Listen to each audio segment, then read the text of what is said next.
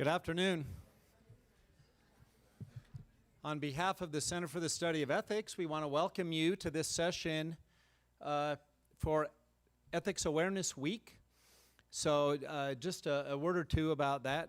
The Ethics Center hosts Ethics Awareness Week each year, the last week in September, where we work with people across campus to organize panel discussions and lectures and film screenings and other sessions to engage and discuss and probe ethical issues.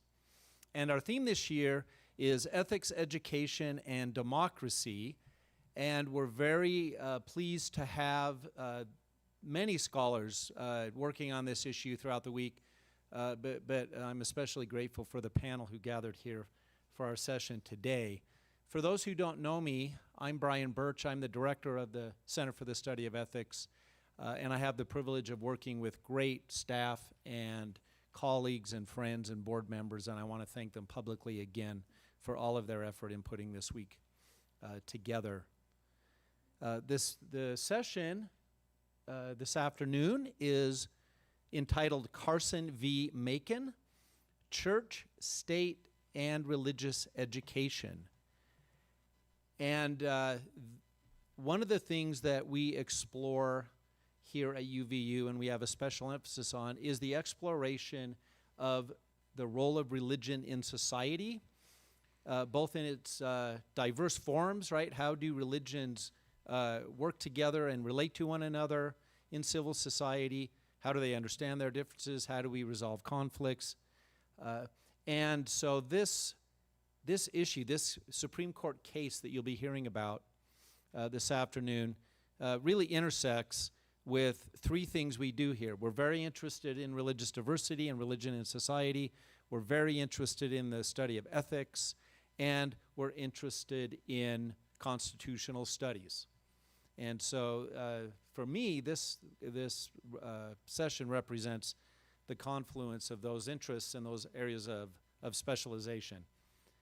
The format for the panel is going to be a curated discussion among the panelists.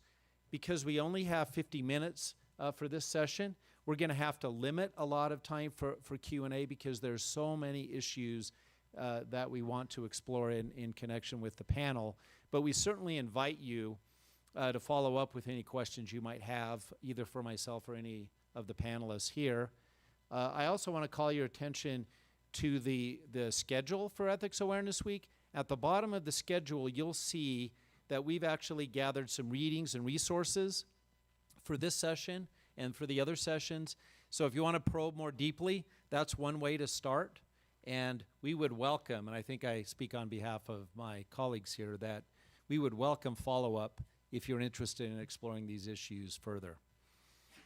So without further ado, I will introduce the panelists briefly, and if I can get the right, there we go, the right document up here. And then we're going to frame our discussion around three questions, which I'll introduce in a few minutes here. To my immediate left is Fred Geddix. Fred is the Guy Anderson Professor of Law at Brigham Young University, where he teaches constitutional law and legal theory.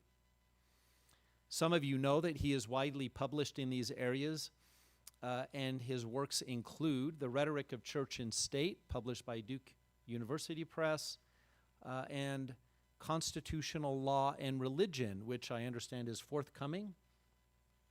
Or it's a very complicated story. Okay, we'll just keep it in the forthcoming category and leave it at that. Among his many articles for law review journals and others is one that caught my eye. I always enjoy reading Fred's CV. He published an article entitled American Civil Religion with the subtitle An Idea Whose Time is Past. That was published in the George Washington Law Review. There are many, many other publications. Fred is among the most highly regarded First Amendment scholars in the country, and we are really honored to have him here. As Stephen Colbert says, he's a friend of the show here, and we welcome Fred anytime. To Fred's left is Robert Burton, who is the new Director of Civic Thought and Leadership here at UVU, and he works in the Center for Constitutional Studies. Prior to this, Robert was a visiting assistant professor in the Department of History and Political Science and a civic education fellow in the Center for Constitutional Studies. His research and teaching interests operate in the fields of constitutional law, American political thought, and political theory, with a focus on the First Amendment and the relationship between conscience and politics. Thought for the University of Wisconsin-Madison and the University of Thought for the University of Wisconsin-Madison and the University of Notre Dame, which is where he did his graduate studies. So Robert, welcome to you. To Robert's left is Alicia Tucker, who is the director of the Utah 3Rs Project. And Alicia is an American history and civics educator specializing in the religion clauses of the First Amendment. Alicia has been deeply involved in numerous organizations and projects that surround constitutional literacy, and just a few of these organizations include the American Revolution Institute, the Freedom Forum Institute's First Amendment Center, and the Constitutional Sources Project. And we're very proud to have her teaching here part-time on campus in our History and Political Science program, where she's teaching American Heritage. So those are our distinguished panelists, and I want to introduce you to the three questions that we're going to be posing here. So question number one, what is the historical context necessary to better understand the Carson v. Makin decision? And Robert is going to be our lead off for that question. After we go around the horn, question number two will be, what are the key interpretive issues at stake in the decision? And Fred will lead off with that discussion. And then our third question is, what are the implications of Carson v. Makin for public education? So with those three questions on the table, I'm going to turn the time over to Robert to introduce you to this case and to give it some historical flavor and context. So, Robert. All right. Thank you. I want to start out, one, by thank you for being here, and second, by noting that I really like the format of this panel. Can you pull the microphone really close? I sure can. Testing, 1, 2, 3, testing. All right. My mother says I'm very loud, and I think that's true, but the mic will help those folks who can't hear. So the format of this panel, I think, is very appropriate because even in delivering something as simple as the background history that's necessary for this discussion, I anticipate that there may even be some disagreement among the three of us here about what the relevant history is. That's especially true when the Supreme Court looks at these questions. In fact, much of the jurisprudence of the religion clauses of the First Amendment has to do with history and what history is relevant and when it's relevant. So I'm going to give my take, but I also look forward to my fellow panelists correcting all of my mistakes as soon as I'm done.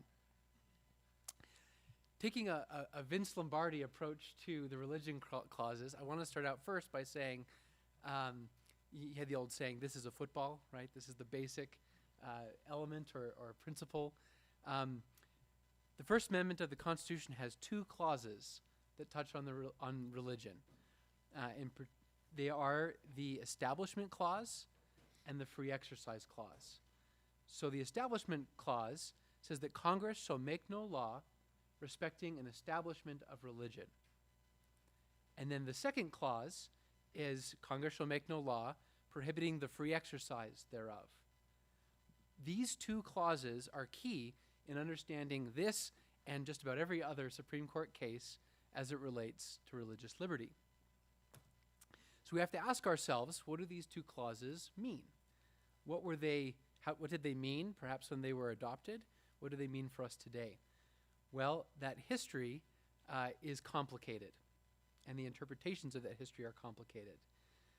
In part because shortly after the Bill of Rights was adopted and made part of our Constitution, there weren't very many cases that actually dealt with religion. Because at the time, the First Amendment only applied to the federal government. It didn't apply to the state governments. And so much of American political and cultural life happened at the state level. So we weren't seeing a lot of Supreme Court cases that really had to ask the question, what is this all about? It actually wasn't until much later in the 1800s, actually here in Utah, that one of the first cases that really had to ask this question came to the front. And this is a case called Reynolds versus United States. It deals with Mormon polygamy. At the time, certain leaders in the Mormon church claimed that the First Amendment protected the practice of polygamy as a religious institution here in the state of Utah. And so really for the first time, in a significant way, the court had to address the question, because at the time Utah wasn't a state. It was a federal territory, so it fell under the jurisdiction of the federal government. And so the Chief Justice of the Supreme Court, Chief Justice Waite, wanted to know what history was relevant. And so he went to his next door neighbor, who happened to be one of America's most eminent historians at the time, George Bancroft. And he said, George, we got this new case that comes up. The court really hasn't dealt with this. What are we talking about? What history is relevant? Well, as a historian of Virginia, he gave him a set of documents that included the Danbury Baptist letter, a letter that Thomas Jefferson wrote to a Baptist congregation in which he described a wall of separation between church and state. He gave him James Madison's Memorial and Remonstrance, which was an effort to prohibit the use of state funds in Virginia going towards paying preachers for religious education. And so this kind of version of armchair history became constitutional law and really focused on this Virginia experience. The problem with that historical account is that at the time that the Bill of Rights was adopted in New England, there were still established state churches, or churches that were receiving state funds. In fact, John Adams described Massachusetts' establishment of religion as the most mild and equitable establishment on the face of the earth. And so the history in the case law really focused on the Virginia experience and this strict separation between church and state, a wall of separation between church and state. But that language appears nowhere in the Constitution itself. And at the same time, as the Virginia experience, there was the New England experience where they very much were paying for religious education. And even though those establishments of religion were soon, in the decades that followed the adoption of the Bill of Rights, even though they were eliminated, still in public schools, Bible reading of the King James Version of the Bible and other religious activities and education were still a part of the regular curriculum. So we have to ask, how did we get to the point where we're talking about in our culture, the separation of church and state is taken almost as if it were written in the Constitution in those words? Well, there was a follow-up case sometime later called Everson versus Board of Education. This was in the 1940s. And at the time, there was very strong anti-Catholic sentiment in the United States, both at a everyday level. So there were political parties like the Know Nothing Party that were organized to actually, it was explicitly an anti-Catholic immigration party, but also among intellectuals and the leading intellectuals of the nation. John Dewey, for example, president of Yale and others, were suspicious or very guarded about whether Catholics could really be good American citizens. The Ku Klux Klan, when it kind of had its second iteration in the United States, was largely an anti-Catholic initiative or endeavor, or in great measure. And so this influenced even the Supreme Court. And so there was great concern about the role of Catholic education receiving state funds. And there was a concerted effort among the elites in the country to prohibit that. And so in Everson versus Board of Education, Justice Black, who had actually spoke at Ku Klux Klan events and in support of their work, again went back to the Virginia experience, but but perhaps more intentionally. And so in Everson, it was a decision about school funding could go for something really neutral. So in that case, they said this is neutral enough, it can receive state funding.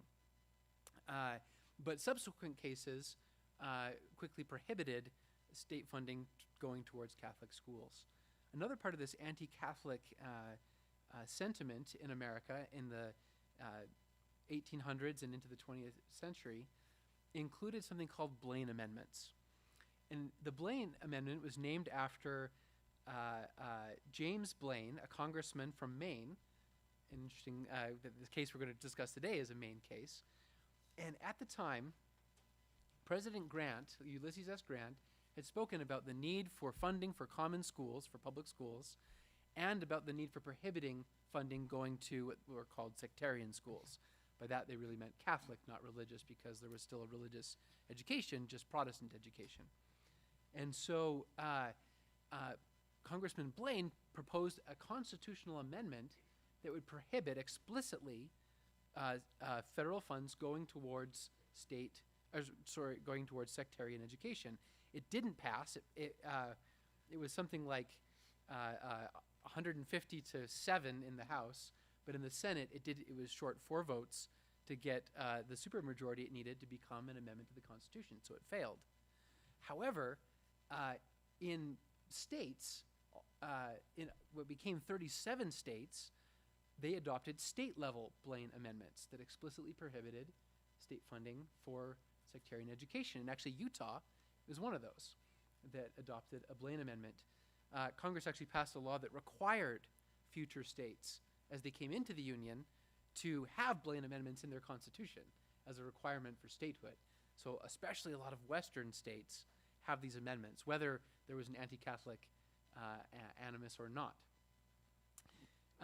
So that sets, I think, the tone for some of the Supreme Court's more recent decisions. Culturally, we have this understanding, both from kind of armchair history and the focus on the Virginia experience, and also from some less fortunate aspects of our jurisprudence and history, that the Constitution requires a wall of separation between church and state. And so the case law over time has gone back and forth on this understanding, and more recently, we've started to see a shift towards cases that questioned how high or how impregnable, to use the language, Jefferson's language, this wall of separation really should be. And so recently, I guess it would be 2 years ago, we had a case in Montana that came from Montana called Espinosa versus Montana. And in that case, the court struck down the portion of the application of the Montana State Constitution's Blaine Amendment as it applied to school funding. And I won't go into the details of that case, but that case, I think, sets up our Maine example. So Maine actually didn't have a Blaine Amendment, but it still had a law that was passed that required funding for a scholarship program to only go towards private and public schools, but not towards religious schools. That religious schools were specifically excluded from this school voucher type program in Maine. So that's some background. I hope that's helpful, and I look forward to both some historical counters or additional from my colleagues here. Thank you. For that very generous introduction, and Dr. Burton for the invitation to be here. And I'm very interested in what Ms. Tucker has to say. Academics fly at 50,000 feet, and she's involved in actual public school education issues, unlike those of us who think about it in the abstract. I'm also happy to be at UVU. I love BYU, I love teaching there, but it's always nice to be in a place where the range of possible answers to questions is broader than it might be at some places. Dr. Burton set up the situation in Carson versus Makin very well. Maine, as some of you may know, is an extremely rural state, the most rural state in the United States. I think the largest city is Bangor, which is 50 or 55,000 people. It's a very rugged state, terrible winters, and many of the smaller towns don't have enough students to have public schools at all, and often not to have high schools. And so the Maine legislature has long had a statutory policy of paying the tuition for students who live in areas that don't have access to a public high school. The state will pay the tuition for the student to attend a private school. And the statute reads that the student can, or the parents of the student can choose any private school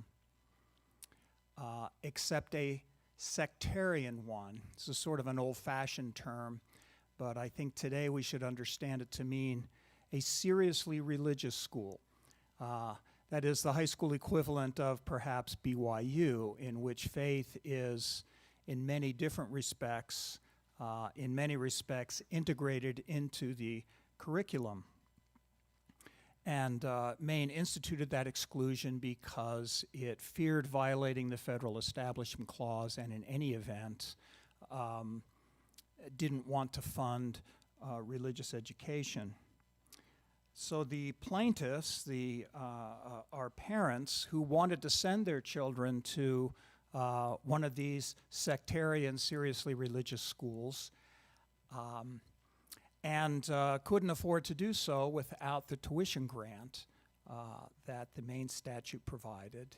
And so they sued in federal court. It made its way up to the Supreme Court, and the Supreme Court held just recently, in the last term, that the exclusion of sectarian or seriously religious schools from a general program of educational funding was unjustified religious discrimination. It violated the Free Exercise Clause.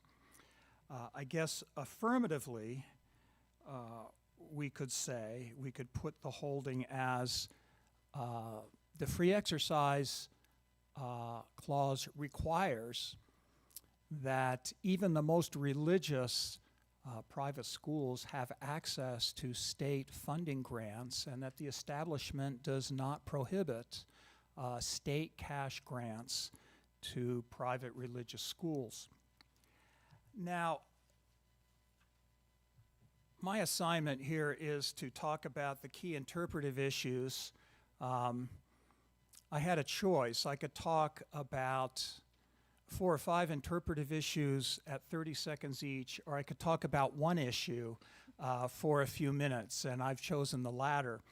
I think the primary interpretive issue coming out of Carson is, what does the Establishment Clause mean?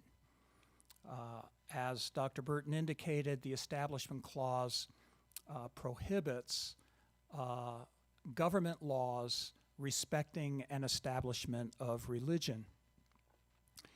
And so when we ask what that means, I guess less optimistically one could ask, what is left of the Establishment Clause after Carson versus Makin?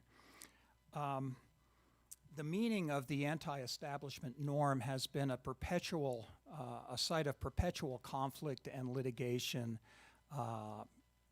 for the last almost 100 years since the Establishment Clause was applied against the states in the 1940s. But there was, until recently, a core consensus about what the clause meant, that it disabled governments from sponsoring the quintessentially religious activities of religion, of a particular faith. So quintessentially religious activities, I mean, it's sort of a complicated phrase, but I think we can think of it as activities that don't have an obvious or easy secular counterpart. So prayer would be a quintessentially religious activity. It's hard to think of a secular counterpart to prayer. I mean, if you have a good imagination, you can come up with something, but it's not easy.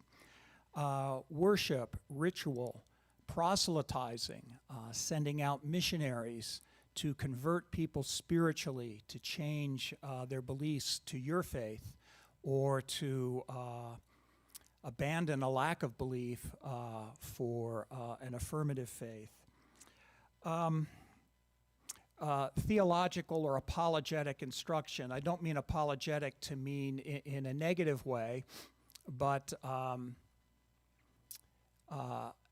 if you're a Roman Catholic and you've attended catechism, the priest usually isn't interested in exploring all the critical dimensions of Catholic theology. The priest wants to teach the kids what it means to be Catholic. Latter-day Saints seminary instruction is the same. So quintessentially religious activities were not to be sponsored by government. Sponsorship could take a variety of forms, but roughly two. The government could endorse or approve or promote those activities, and one of the ways it could do that would be by funding them. So, for example, there's an unbroken line of Supreme Court cases which I suspect will be broken in the near future, but at least as we sit here today, public schools cannot promote or sponsor or organize group prayer on campus or during school activities in the classroom or otherwise. Individual prayer by students is fine. Individual prayers by teachers and administrators is also permissible, although it's constrained by the need to avoid subtly or overtly pressuring students into participating because they're worried that the teacher won't like them or won't give them an A if they don't participate in the prayer or whatever. With respect to funding, the court had, since 2000, permitted funding of parental choice in education, but not direct cash aid to private religious schools. So it was perfectly appropriate for the state to give to parents and guardians a voucher, which they could then spend on any private school that they wished.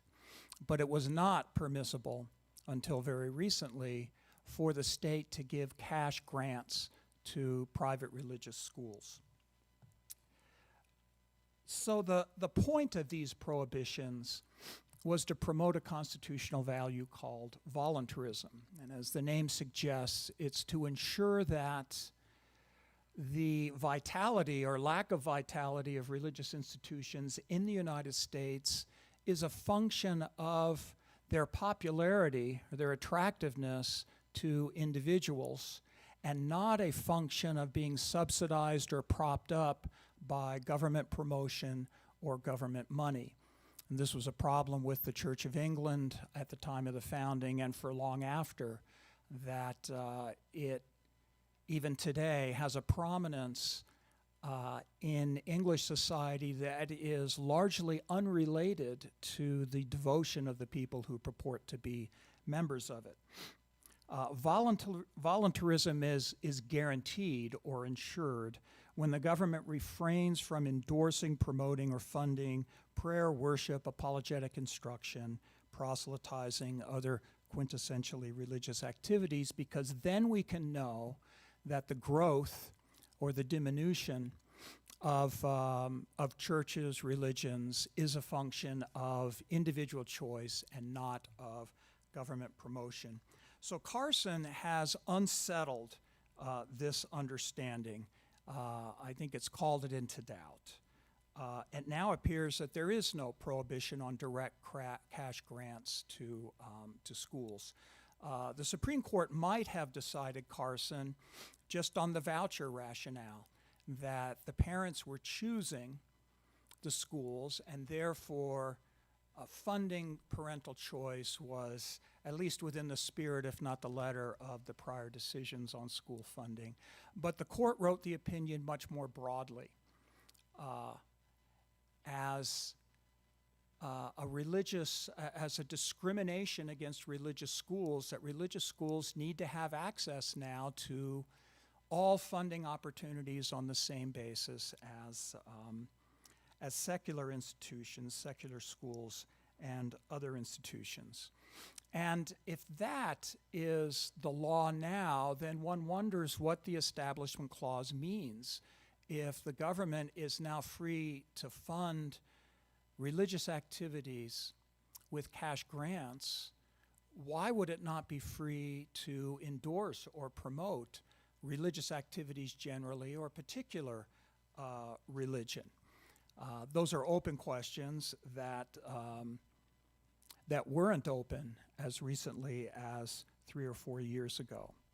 It may be that the courts narrowed the meaning of the Establishment Clause to prohibit only government establishment of a particular church.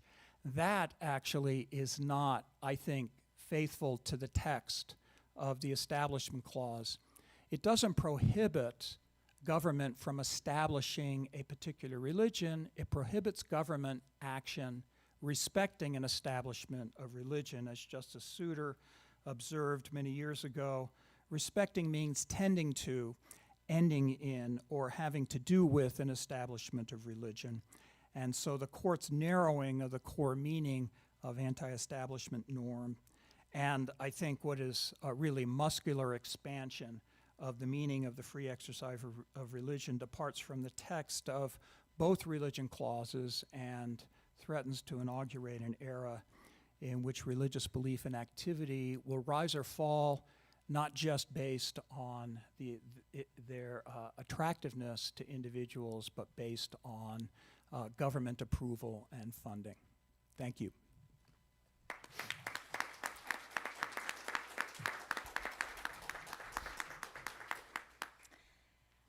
I'm very grateful to be here. I'm glad to talk with all of you. And I just had a few thoughts, especially in response to Dr. Burton's historical layout to start with. If I talk like this, can you hear me? Okay. One of the things I wanted to share about, so the context for this case is that in this rural area of Maine, they didn't have a high school. So because there just weren't enough people. And I, in Washington, D.C., worked for an organization that promoted the memory of the American Revolution. And one of the members would come from all over the country and come to D.C., and we'll talk about how can we preserve this memory. And one of these members I became friends with, and he was a doctor who lived in a rural part of Maine, and he told me about one time his daughter, she was sitting in class and got a message that her horse got out, and so she drove home. But instead of bringing her car back, she just found the horse and rode her horse back to class and tied it up outside the classroom, which they had the windows open in the classroom, and she just climbed through the window and came back to class. And so this is kind of the community where this situation is happening, or like it. So when the plaintiff in this case, when they're considering where to go to high school, usually the government will give some money, and then you can choose lots of different options of where to go. And this particular family wanted their daughter to go to a school that was religious. So, but I wanted to give, Robert said that the revolutionary area of Virginia was kind of overstated too much for interpretation, but I wanted to provide a little more context for that. So this is during the colonial period, and before the Revolutionary War. Virginia is really important because it's one of the big states, and Virginia is its established church, meaning that the tax monies funded the church, was the Church of England. So before the Revolution, this church was really strong. There were a few people who were called dissenters or didn't comply with the church, and they were kind of the weird ones who were Methodists and Baptists meeting in the woods and, singing and praising and in a different style than what the established church was. Well, after the Revolution, there's much more of a spread of ideas about rights and choice.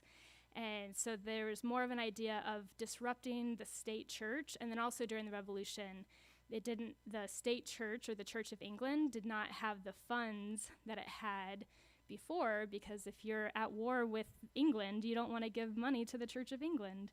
And so this is the situation where after the war, they're deciding what is now the relationship between the church and the state.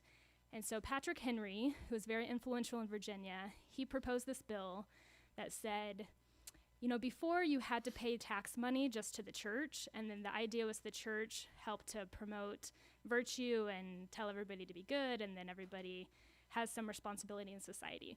So Patrick Henry, he was a member of the Anglican Church, or the Church of England, but his mother was one of these dissenters who would meet in the woods, and he would drive their horse and carriage into the woods to the meetings. So he knew, he had this familiarity that there were other people who didn't necessarily want to support the Church of England.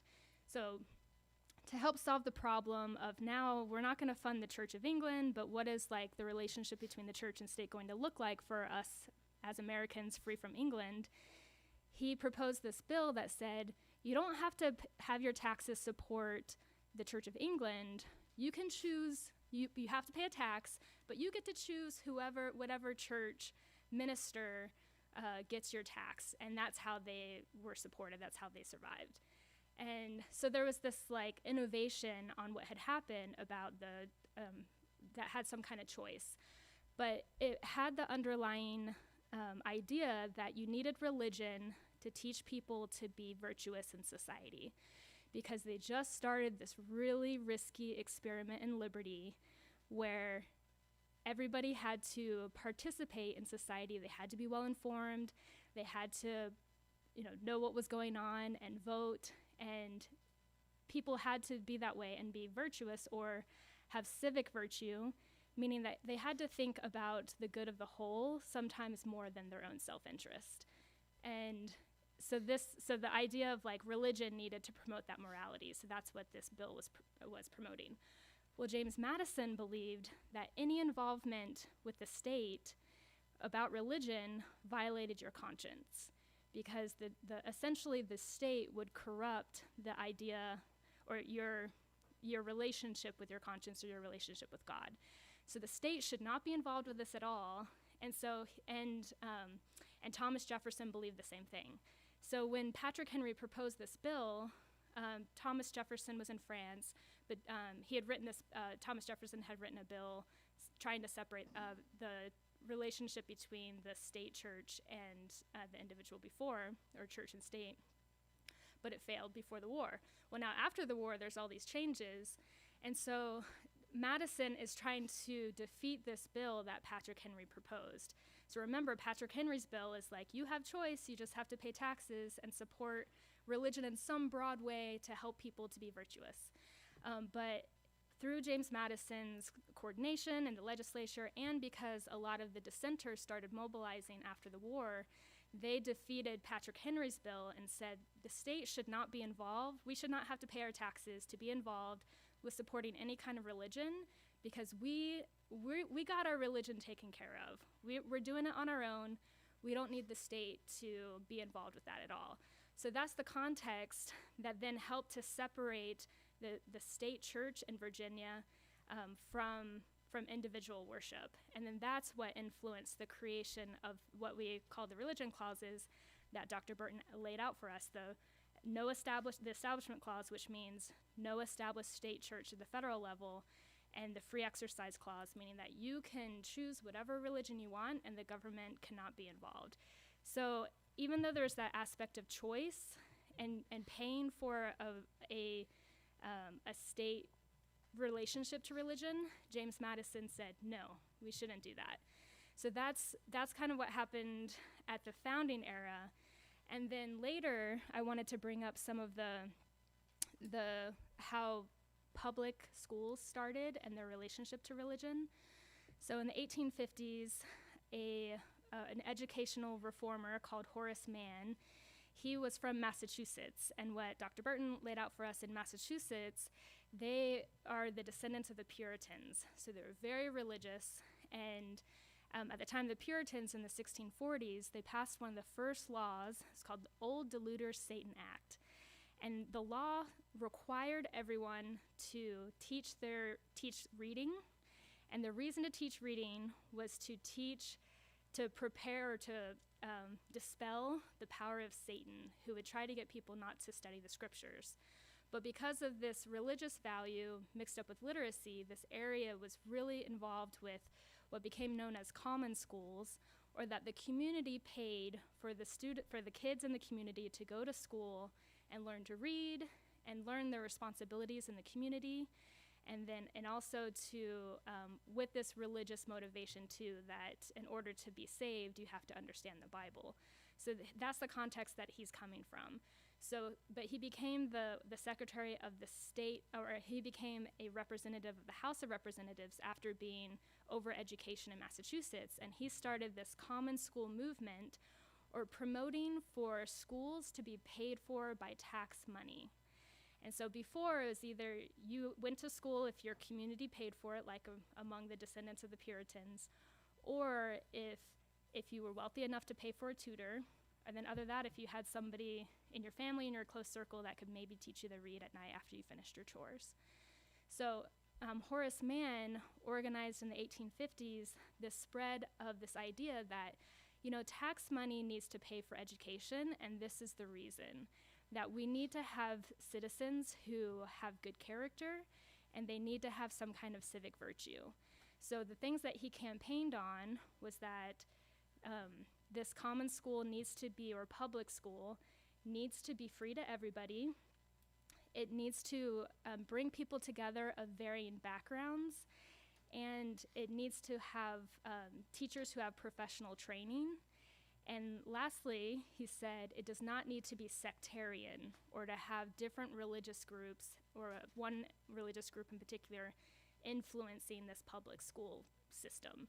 So even though he came from this really religious background, when he promoted and campaigned on these points, this is what was created for public school. It had a civic purpose, and it was designated to be non-sectarian.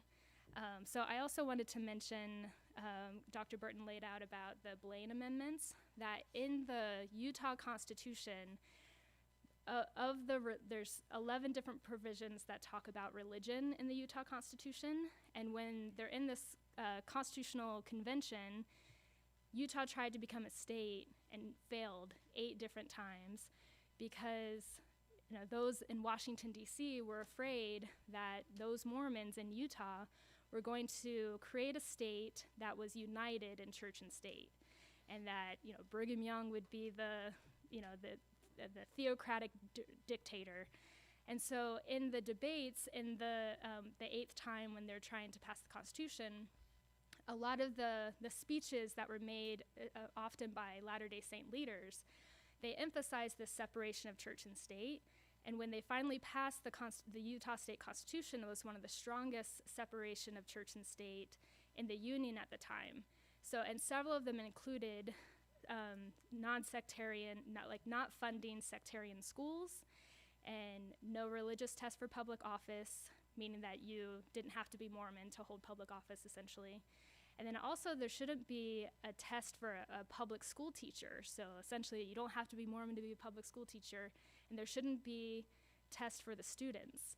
And that you shouldn't use public money to support any religious institution or any religious instruction or any religious worship. So when we set up Utah, then there was this constitutional agreement that the state would not fund any kind of religious instruction.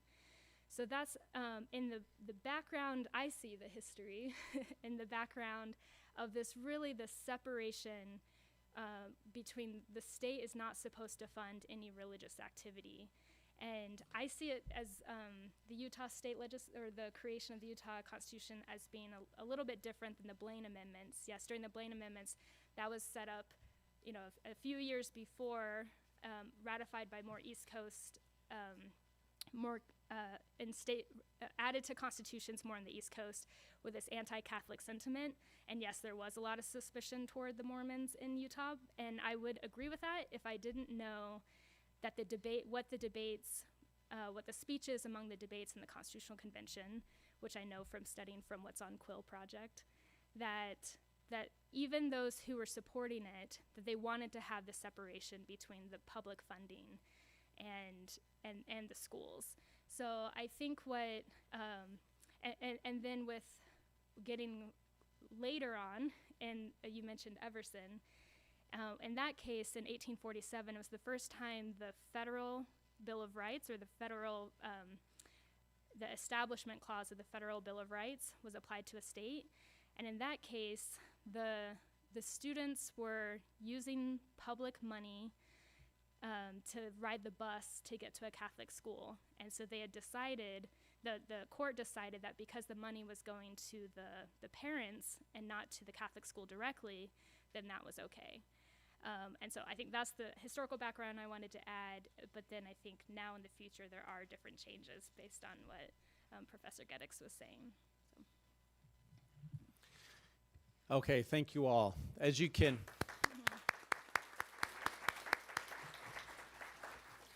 So as you can see, there are a lot of issues, and 50 minutes barely scratches the surface. And as I was sitting here listening to our panelists, I made a commitment to myself, and I will make a commitment to each of you, that we are going to reconvene for another deeper session on this issue. So if you are interested in learning more about this, stay tuned. You are welcome to write me directly by email. My email is brian.birch, BRIAN, .BIRCH, at uvu.edu, or you can go to the Ethics Center website, and my contact information is there. Write to me if you're interested, and I will put you on our publicity list for this next session that I hope to convene, because we're just barely able to touch on some of the key issues here, and there's a lot more that I know each of us would like to explore.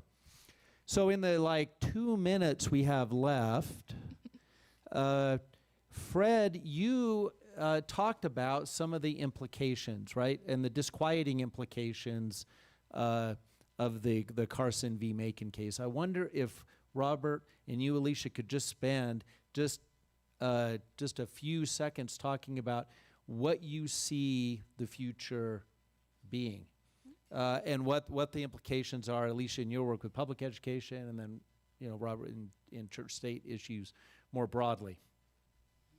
Yeah, I'll go really fast. So I think the implications are, especially for school choice, this really expands the opportunities for, in Utah and other places, that parents, of all the choices, if you're going to go to a traditional school, a public charter school, homeschool, or maybe, and then sometimes there's a little bit of scholarship money available to go to a private school, regardless if it's religious or not. I think this case expands that it's more likely that in the future it can expand the voucher program, where your vouchers can support going to a religious school without any question. Professor Geddix pointed to the potential concern for the contracting of the Establishment Clause, right? That it's less rigorous, or what that would look like, what the implications would be like. I think a flip side of that is a strengthening of the Free Exercise Clause, because there is this understanding that if you're going to offer something to private schools generally, you can't exclude a religious school on the basis of it being religious. That's a form of discrimination against religion as religion, and therefore that's the court is pointing towards that as being unconstitutional on free exercise grounds. So I think we see correctly a contraction of the Establishment Clause and an expansion of the Free Exercise Clause. The court has, I think this leads to the question going forward, of what that relationship between will look like. And we'll see more cases on that in the future. Yeah, thank you. Well said. Please join me in thanking our panelists.